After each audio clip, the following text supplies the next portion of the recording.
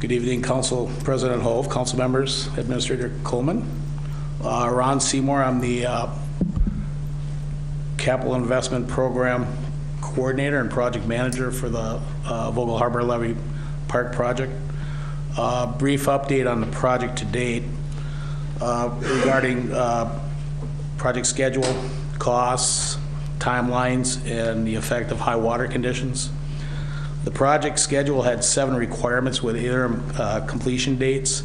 The big ones were by April 1st to complete sheet pile wall, tiebacks, armorings at wall 1, 2, and 3. Wall 1 is at Vogel Harbor. Wall 2 is at the intersection of Icata and Broad Street. And wall 3 is where the notch is downriver. Those were set due to historical typical high water conditions are in mid-April. But then February hit, and you know, with the rain and with the additional snow and the quick melt that we had, we're 2 weeks ahead. So the big issue that we looked at is at wall 3, which we call a pinch point down by the main pumping station where the notch is. That's Zenith Tech's and MnDOT's main access point for the bridge project, and we've been coordinating with them for access for their crane move-in, move-outs, and then we had a specific window to work there.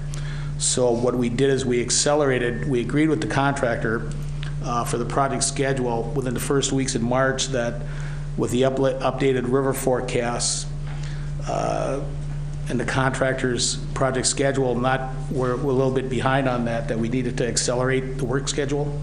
And that's when we went to the 24-hour work schedule, brought in another crane, used some what's called high early strength concrete, what's quick forming and so quick setting so that we can get the sheet pile walls structurally tied back and backfilled. We did some additional what we call armoring with breaker run rock. I was down on Saturday at Vogel Harbor, and what it is, it's like 6-inch rock that was compacted over the fill, and it's a nice hard pan. And that was the best solution that we had in talking with our hydrologists, with engineering, with the DNR about how we can kind of protect this from any excessive erosion or river scouring. So, you know, it looks good, it's gonna stabilize and such. Some of those treatments are gonna be additional costs. Some will be shared with the contractor because, again, we accelerated his work schedule and caught him up. But then we did have to encumber some of these additional costs for, you know, like the armoring, split costs on the crane mobilization, those type of things. We haven't come to a final agreement on all that, but the rough number right now is about $100,000 in total is what we're looking at for the total costs. What's the contingency on that? We have about $600,000 roughly. Okay. Well, actually, I got the exact number. 667. If you remember, I was not over budget yet. Pardon? Not over budget. No, no. Okay. No. That's if you recollect when I requested bid acceptance, we asked for an additional, a higher contingency because of, you know, these type of conditions could happen on the river, and unfortunately, like I said, February did happen. So.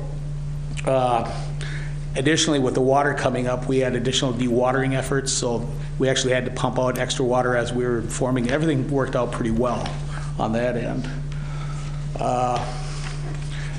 Now, work suspension. We suspended work on Friday due to the water being at the top of the wall, about 10 feet it was that Friday.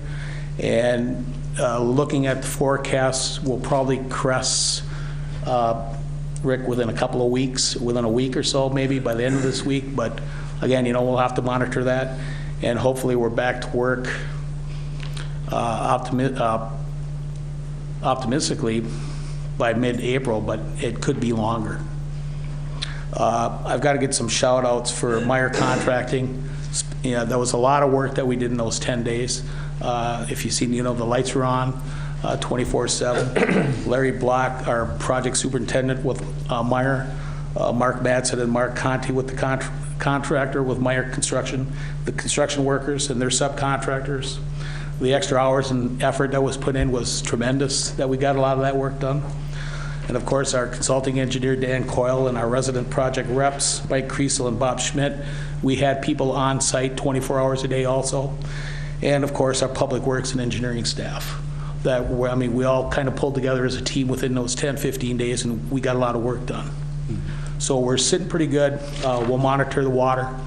The one thing I would say is I was down on Saturday and Sunday, and I stress for people to stay out of the park. We had it taped and blocked off, but there's people walking down there.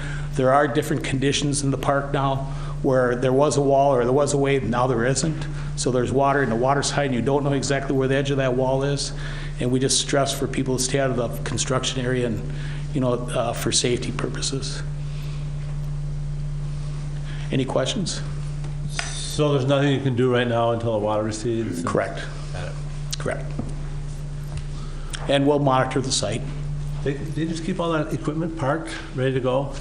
Yeah, it's sitting up, I saw it. It's a lot of gear. I mean, it's... Like I said, Councilman Barricare, hopefully it's a couple of weeks, 3 weeks. And we got to let it dry out. We got to see what conditions we have after the water recedes. We've been fortunate that we've had a orderly melt. Yeah. We've That's had warm helped a weather lot. and cold nights, and that's helped a lot. So, Any other questions? Thank you, Ron. you're welcome.